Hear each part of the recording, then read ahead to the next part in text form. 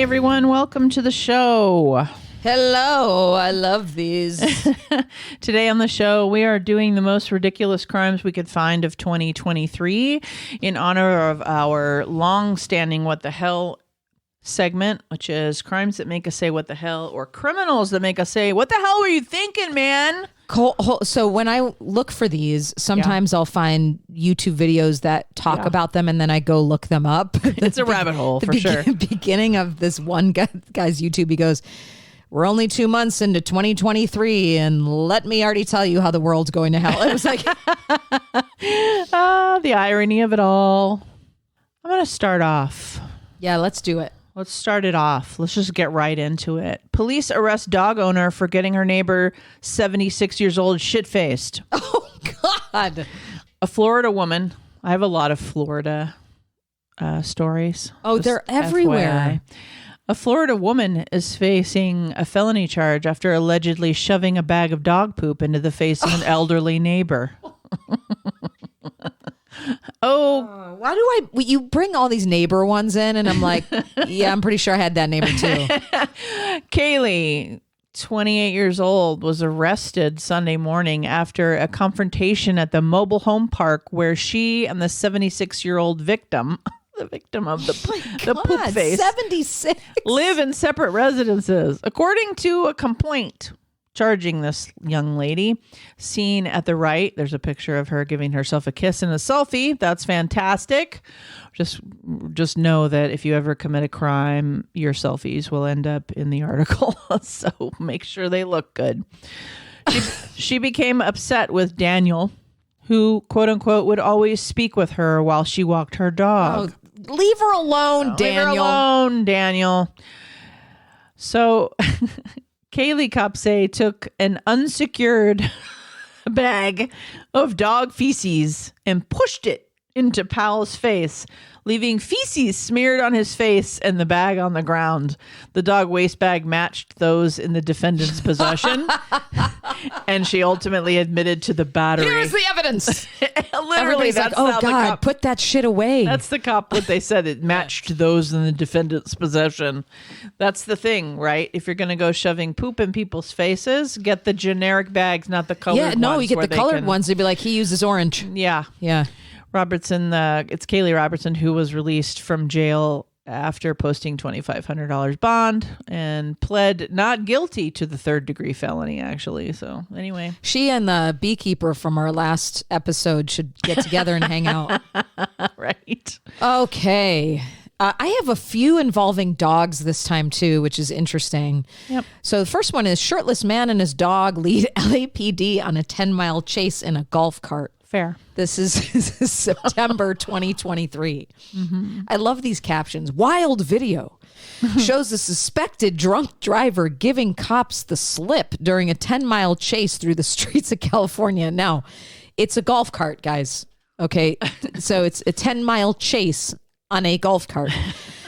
While shirtless and driving a golf cart with the dog in his lap. That's not the pictures and videos are hilarious because he's like cruising down the main roads and he's got this looking fabulous, shirtless with the dog, and he's drunk, so the golf cart's just going everywhere. Mother of God. News helicopters filmed several Los Angeles Police Department squad cars with lights flashing and sirens blaring.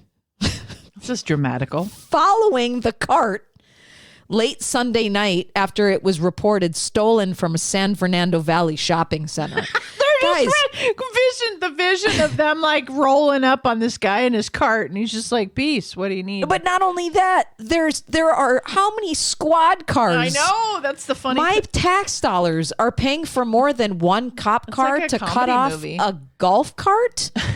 So onlookers, okay, so yes, they are. Kathy. Onlookers could be heard cheering and laughing as the suspect, only wearing shorts, nonchalantly drove the security cart with the dog in his lap, all nonchalant, while being chased through the busy streets, including multi-lane main roads. But why are these cops unable to stop him? That's what I'm saying. Like, that's what I was about to say. Like, chasing. How fast can the golf cart go? I'll tell you. So at times, officers jumped out of their cars to try and grab him. Like, this cart's unstoppable. This is fucking ridiculous. Just for him to repeatedly evade them, even though the cart has a top speed of just 19 miles per hour. Okay. Just, I hope everyone's envisioning this. The cops, okay. I Now, certainly am. Now here it is. Cops even tried using spike strips without success before the suspect was finally boxed in at a 7-Eleven parking lot about 10 miles from where the chase started. Can you imagine being able to evade police by going 19 miles an hour with your dog? And a golf cart's open. I Are they know. just diving past the golf cart like, oh, I missed him this time? Well, he's an effective swerver, apparently. So there, the shirtless suspect. Oh, it's really important that he's shirtless. I know, I keep saying that. Now jumps out of the cart and tries to run away with the dog still in his arms. Oh, my God. And nearly 24 cops are now chasing him. Guys. He is not stupid. He is not a bad criminal. He's a good criminal. For those of you who have a hard time with math, that's 24 cops. The Thanks for doing the math for us. So as he's captured and handcuffed, Keystone for sure. Yeah, completely. Okay. He's captured and handcuffed. His dog initially escapes, but they catch the dog. The dog's fine, led away by a leash. The suspect appears to address the dog in an apology caught in the footage, the outlet says. He says, "Sorry, Rocky. I'm very sorry." He was heard saying, according to KTLA footage, "I was drinking. I'm an alcoholic. Don't drink. Don't do drugs, Rocky. Be a better person." Okay. The LAPD has not identified the suspect as of Monday, and it was not immediately known what charges he was facing. The original call was robbery and grand theft auto of a golf cart. They're so embarrassed they don't want to charge him. Okay. I'm going to do a few little rapid fire ones here. Got it. So there's a Canadian man who apparently had his gun rights taken away where he lives, and he decided that the best thing to do so that he could have a gun in his possession was to swim to Michigan. From where? From Canada. Oh, so that's cold. he got on a wetsuit apparently and some flippers and swam to Michigan illegally because, of course, he didn't have any papers to give to the fish on the way when he crossed the ocean border to the United States.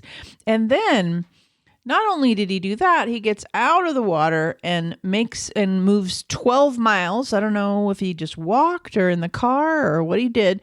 12 miles to a particular pawn shop where he then decided to steal the gun. A gun from a pawn shop, pretending like he was going to buy them, and stole one.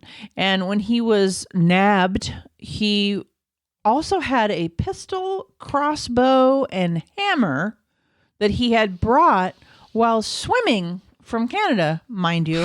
What does he have it like? Is he floating on it? Well, he's swimming, so it's on his back? I guess so, in some kind of a backpack. Did you say a crossbow? Yes. For what? Well, vampires? The gentleman says that, yes, pawn shop. You never know what you're going to see in the sea. He might have come across the sea vampires. Evil merman. The old Nosferatu of the ocean. The voyage of the Demeter. Demeter in the ocean has come to get you with the crossbow. No, he was going to use those things to break into the pawn shop if it wasn't open. Oh, crossbows are really good for locks, I heard. Pistol, hammer, crossbow. If you have a pistol, why do you need a gun from the pawn shop in America? I'm still hung up on the crossbow. Who uses that? I mean, the dude from The Walking Dead. That's all I got. Right. But that's because everyone's dead. Right. And you need more than just guns. You want the long range weapon because you don't want to get by the zombies. Yeah. Like I get this idea. Why I need it on my back swimming through the canal to get a gun from Michigan. I don't. I think this guy thought he was like a superhero, a big deal of some kind. I'm feeling mental illness. Oh, you think so? Yeah. Okay. Yeah. I mean, I'm, pretty sure. All right. So also, this is probably my favorite, and it might not be your guys' favorite, but it's my favorite of what I read. So it's very simple. This guy in Georgia walks into a nail salon with a bag over his hand, presumably with a gun. And he walks into this nail salon and he points it at everybody and he starts yelling and screaming for them all to give him money and all of this. And literally there is surveillance footage of this. It's like 2:30 in the afternoon. There is surveillance footage of the whole store just looking at him and then going back to work, completely ignoring him. That's scary. So he starts yelling more and brandishing Look at my bag! a bag on his hand, which of course we know probably didn't have a gun at all, but I don't know. No one cared. They literally ignored him. And then after a few minutes, he just walks out because nobody cares. It's like no one. Maybe that's how we need to start responding to shooters or something. It's like, This footage is fucking hilarious. It's like this really dramatical guy like running in the nail shop, like, get on the ground, give me your they're money. like, you done? We got to get back to And doing there's nails. all these people. And so afterwards, they interview the people from the shop and they're like, well, we just followed the lead of the owner, which takes the calls and whatever, who's at the front little desk, who just looked at him and then like went back to work and just ignored him. And so the rest of the people in the shop, including the people like waiting right by the door, they all just like took a lead from that guy and just like didn't do anything and didn't panic and just remained calm and just like looked at him and then kept going. Now, of course, the police were saying, don't do that. Our advice is that you give over your shit. Right. And that's not the, but it was sensible. It's freaking hilarious. This guy coming into the shop, this footage of him like freaking out and everyone just looking at him like he's a maniac. And then he just leaves like demoralized. Wow. Like, that didn't work. Bye. Oh my gosh. Made me laugh. Okay. That's funny. Over to you. I have two quick ones for you as well. Yeah. Okay. So these also both involve dogs. It's like dog day afternoon. Oh, okay. Drunk driving suspect tried to switch places with his dog after being pulled over for speeding, police say. Oh, okay. Okay. This is alrighty. This is May. I see where that's going. Happened in May. Mm-hmm. So a driver who was stopped by police in Colorado for speeding on Saturday night attempted to shift the blame by switching seats with his dog, putting his pet in the driver's seat. How dare you? Police officer watched the entirety of this bizarre attempt unfold. The police officer pulls up. He's witnessing the driver, trying to put his pet behind the wheel as he's maneuvering to the passenger side of the car. I can't. So the driver is then subtle. Then the driver's seen exiting the vehicle from the passenger side before insisting that he had not been the one driving. So he gets out. He's like, "Sir, it was Milo over here. I wasn't driving. It was you my might want cockapoo." to." So according to the police department, the driver showed clear signs of intoxication. And what did he do when they asked him how much he had drank? Oh, he ran away. That's animal abuse. I wouldn't be like, it was Belle. She had a 40. All right, here we go again, Florida. Car thief tries to identify as dog. Oh. A suspected car thief tried identifying as a dog when stopped by Florida deputies and even resorted to barking responses to their questions. According to the Martin County Sheriff Office, the ruse did not keep him out of jail. It happened around 10:45 a.m. on March 21st in Palm City. And investigators say that the 34-year-old suspect had little to say when pulled over on Interstate 95. No, really. He just barked. No, really. This is his report. No, really, he just barked. The sheriff's office reported it on March 22nd. When the deputy asked him for identification, he refused to comply and would only say that his name was Dog. Oh. At which time he followed it with more barking. The driver had no form of identification on him, according to the affidavit. He determined the man's bark was not only a bit exaggerated, but the suspect was actually a car thief. Come to find out, he was not a dog. This is the report. You think? The sheriff's office wrote, once the dog issue was cleared up, like this is what they took their time investigating. He refused to cooperate again. It wasn't until the suspect was taken to the very dog-friendly Martin County Jail that a positive identification was made. Officials said the driver, who lives in Port Richey, was charged with grand theft auto and resisting arrest without violence, but a lot of barking. Oh my God, that's fucking ridiculous. That's ridiculous, lady. That's funny. So in Bakersfield, there were these arsonists. They tried to torch this local business, and unfortunately, they found themselves on fire. So, oh, I saw this one. Did you see this one? So there's this business. It's this business that actually helps farm workers and their families with immigration support. Okay, so I don't know if this was personal or what, but there's these two guys, and they roll up, and they've got, they're covered in big coats and hats, and you can't see their faces. So these guys roll up to this business, they pour gas all over the building, and they light the fire, and the entire area lights up. And the first guy that lights the fire, immediately, there's footage of it, immediately his leg's on fire, because he had, of course, spilled gas on his own pants. And then he bends down on the ground to light the fire. He doesn't even throw the match or try to get it away from him. He literally just bends down and lights the gas that's on the road on fire. Oh my God. He immediately goes up in flames with his leg. He help, freaks out. You can see the footage. He freaks out. He starts rolling around. He's stamping it out, and he runs away. He's still on fire. He runs away, and you don't know what happens to him. Oh my God. So then you see the other guy.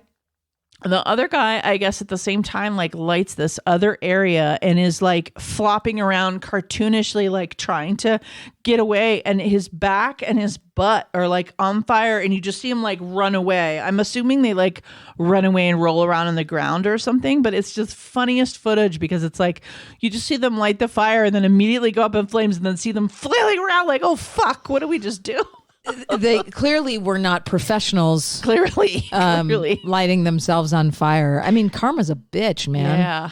That's they hilarious. didn't know what they were doing. I think in hindsight, thank God, as long as everybody was okay, watching that was probably fucking hilarious. It's really hilarious. Definitely, if those of you who are listening want to Google, it was really hilarious. I will also mention that there's a Florida man who attacked his ex-girlfriend in the middle of the night because she mocked him in text messages about the size of his penis. So this 42-year-old guy gets sent pictures. Okay, so that's the only way you get a man to cry. Yeah. 42-year-old woman, sends pictures of another man's penis to her ex-boyfriend. This is what I wanted. Saying, your penis is really small. Oh my God. What a dick. No pun intended. Yeah, she was being a dick. Well, there's no question. But who knows what went on with, between them. Who knows? But so at midnight that night, this guy who's 30 years old breaks in to his ex-girlfriend's house, goes into her bedroom in the middle of the night, and starts punching and choking her. Oh, God. And saying he's going to kill her. And then he was offended. And then leaves. And it says I'm going to kill you. But then doesn't. Flees the house, is arrested for burglary, battery charges, and violating parole because he had a firearm possession thing he was already out on parole for. Listen, like the saying goes, he was overcompensating for something there. He is small dick. Apparently. Yeah. So he had to get the gun out, the attitude out. See? Yeah. So listen, stereotypes come from somewhere. I know. Oh, God. But can you imagine being so offended by something that's don't talk whatever? About yeah. Yeah. To go to that extreme? I guess so. My guess would be that wasn't the first time he was violent with crazy her. in that. Yeah. Oy. New York teens busted by cops over Kool-Aid Man TikTok challenge mayhem. All right. February. It's entitled, Oh Yeah. Okay. 6 Long Island teens, not sure if they were dressed as the Kool-Aid Man, were arrested this week after allegedly running through and damaging fences as part of the viral Kool-Aid Man TikTok challenge. So these suspects are pretty young. They range from 12 to 18. They are taking videos of themselves bursting through random people's fences while mimicking the iconic Kool-Aid commercials from decades past. Kool-Aid Man. Oh, yeah. And then they keep saying that and running through the fences. So a homeowner in Center Reach calls 911 around 1 a.m. on Monday after hearing loud noises, and footage from surveillance cameras later revealed 6 young men had kicked down and run through several sections of his fence. The homeowner, retired corrections officer Charles Damiani, said, "It sounded like a gun going off." According to the police, Damiano's home was not the only one the group wanted to prank. On the night in question, it looks like 4 homes were hit and tied to these individuals. So I want to pause here for a second. First of all, they hit his house at 4 a.m. Yeah. Yelling like the Kool-Aid Man. How much do you have in you to continue to like run into fences? Yeah, right. You must have been pretty fucking beat up after this. Jesus, for sure. So the cops were taking a statement from the homeowner, who was unable to stop them. He goes, "This time it was another bang. I could hear it from up front. That's when I ran into the road and I jumped in front of the car and stopped them. They were just driving around and kicking down fences. You're 12 years old. You're out at 3 o'clock in the morning. Where are your parents?" This guy's so upset. He's like, the destructive TikTok trend is meant to mimic the popular Kool-Aid commercials. And if y'all remember, it's the bright red Kool-Aid Man bursts through walls and fences. I'm actually surprised it's taken this long for people to replicate it. I know. But the 5 juveniles and 1 18-year-old were charged with several counts of 3rd-degree criminal mischief and 4th-degree criminal mischief. Nice. Ridiculous. Porta potties. Okay. There was this police chase in Wisconsin that ended in a porta potty because this bright person, they were just attempting to pull this driver over who was driving a stolen car, and the driver drove, of course, into oncoming traffic and caused a bunch of crashes and 2 other vehicles, like all this mayhem. 4 people were actually inside of this stolen car. So they get into all these crashes and then they get out. They survive the crashes. All 4 people get out and spray, like they run, right? All the running in all different directions. So there's cops chasing everybody. One suspect decides to take off through a golf course and runs into the porta potty. Okay. To hide. Wow. And then, of course, was apprehended. I'm just saying, like, what kind of genius hides in a porta potty? And gross. Like, just keep running. Just like, keep what running. are you doing? Ugh.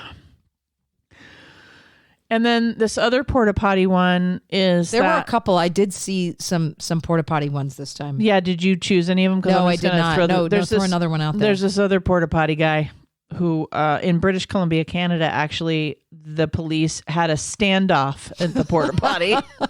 So according to the witness, these armed officers descended on the porta potty, getting a tip, I imagine. The man you're looking for is in a porta potty. Train their weapons on the porta potty, situated on an empty lot. The image of this is like, come out of the porta potty, with your hands up, with your pants down. And sure enough, officers were shouting at the man to exit the porta potty. And after about 20 minutes, so he, a little bit of a stalemate at the porta potty. Please have your pants up, sir. He came out and they shot him. I don't know what was happening. He must have had a gun or something. But the suspect was not killed, taken away in an ambulance. Crime scene tape was set up and blah, blah, blah. I don't know. Porta potties, really? Like, what are we doing? Well, it's, I guess, a clever and disgusting place to hide. There's not a lot of room in those things. No, there isn't. And it's like, it's not so clever, right? No. Because apparently people see you go into the porta potty and then that's what happens. You end up in the porta potty in a stalemate. Like, really? What do you have to negotiate with from the porta potty? I don't know. On a stalemate. Like, their cops are just going to go away? I don't know. Maybe they're just like, when an animal covers their face, like if they can't see, if I can't see them, they can't see me. If I'm with the shit, they won't see me. Well, we know where that went earlier on with the feces in the faces. A lot of poop today. Woman jailed for clobbering boyfriend over the head with a whole chicken. Cooked or uncooked? Well, we'll get there. These are not the salient details you were. We all know what it's like to get so annoyed with our partners that we just want to scream. It's clear that it's never okay to lay hands on your partner. Assaulting them with objects isn't okay either. However, that did not stop a Minnesota woman from clobbering her boyfriend over the head with a whole chicken, leading him to call 911, according to documents obtained by the Smoking Gun. I like how you're like, I'll get to that. Yes. As if it's a big point in the case. Natalie Broomer. Natalie Broomer, 36, was arrested and charged with domestic violence as a result. So according to police, this guy was driving home to the couple's place in Eagle Lake when she attacked him. They had just been hanging out at a local bar, but Natalie was really upset. She started hitting him and spitting in his face during the drive back. So she's like ready to just fucking start some shit. So according to the victim's probable cause affidavit, things escalated as they got home. So that's when Broomer is said to have hit him, quote, hit him with a whole chicken in the back of his head, end quote. When police arrived, they noted that the victim still had some chicken residue in his hair. There's a quote that says, Natalie Broomer was all fired up and wouldn't go down easily. So it seemed like a pretty cut and dry case. However, when officers tried to arrest her, she didn't go down easily. Instead, she began pulling her hands away from the officers, requiring multiple attempts to get her under control. And, you know, once they finally cuff her, they throw her in the squad car and she continues to yell, pull her arms away. She's kicking her legs around. But at one point in the story, they did ask the guy when he first called. He's like, I'm getting hit in the head with a chicken. And I guess the police is like, is it cooked or raw? And it's like, see? Because I think it's harder if it's frozen. Yes. So maybe it's not assault if it's been in the oven? Maybe. I don't know. I mean, could have just been sharing. Sharing is caring. Sharing's caring. All right, I have one more. You got another one or? I'm going to save the next one for next time. Next time? All right. I'll end us on this. You probably saw this one too. Arson suspect had baby ducks in his pants. Oh. I had a lot of arson today for whatever reason. They're really, I mean, and you gotta, poop. why do you gotta bring ducks and into poop? it? Hey, you brought chickens into it. No, I mean, why does dogs this guy earlier. have to bring ducks into it? Just let's leave the ducks out of his pants. Let's find out. I mean, it's Australia. What are you going to do? Okay. A man was arrested in Australia for allegedly having started a dozen small fires. And when police caught him, they discovered he had 2 live ducklings in his underwear. Nice. That's foul. Yeah. Poor guy. Poor little ducklings. Police arrested the 31-year-old man in Frankston, just north of Melbourne. At least 12 fires have been reported in one area over the weekend. And after searching the suspect, they didn't even know, who had no fixed address, police found 2 live ducklings in his underwear. Just for the hell of it? Were they part of the crime? I don't know. But arson charges and animal cruelty charges because of the ducks. I wonder if he was like distracted and he's like, while I'm on the way to set this house on fire, I would like to put these ducks in my pants. Are those ducks in your pants or you just happy to see me? I feel bad for the ducklings. They're probably supposed to still be with their mom. Animal cruelty. So Yes. they're doing the right thing. Daffy Duck was in his pants. What the hell? What the hell, everyone? Thank you so much for listening to this episode of Terror Talk. We hope you enjoyed it, and we will catch you next time. And Happy New Year, everybody. This has been an episode of Terror Talk. My name is Shannon. And I'm Kathy. Sleep safe, everyone.